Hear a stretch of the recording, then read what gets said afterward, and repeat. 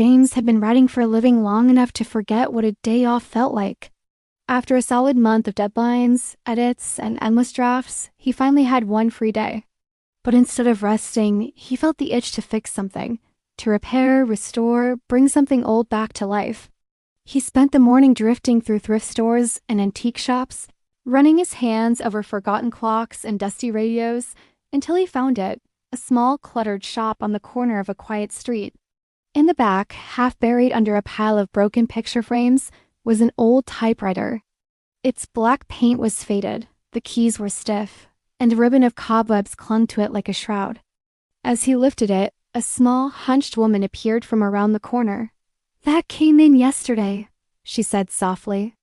The man who owned it wanted to be a writer, but he disappeared. "Hasn't worked since," James smiled politely. "Well, maybe it just needs a little love." He bought it for almost nothing and took it home. He spent 2 days cleaning it, replacing a few worn parts, oiling the gears. When he finally put it back together, it looked ready to type again. He rolled on a sheet of paper and began to write a story, something simple, about the city outside his window. The next morning, he argued with his neighbors, a couple that lived next door. Still irritated, he returned to his desk and, almost jokingly, wrote the couple into his story. He typed that the wife got into a car accident. The following day, sirens echoed down the street. When he looked outside, he saw an ambulance parked in front of his neighbor's house. The wife had been in an accident. His hands trembled as he sat back down at the typewriter. Maybe it was a coincidence. Still, when the husband confronted him later that afternoon, screaming that he'd been seen near the crash, James went back inside, furious and shaken, and wrote that the husband hanged himself from a tree. Moments later, he heard screaming outside. He ran to the window. There, in his yard, stood a tree that hadn't been there before. A man's body hung from one of its branches. Panicked, James returned to the antique shop. The old woman was waiting for him. "I knew you'd be back," she said. "You're not the first. The man who owned it before you disappeared the same way. His wife sold it to me after." After she said she saw him in the story he was writing, James demanded her address and went to see the widow.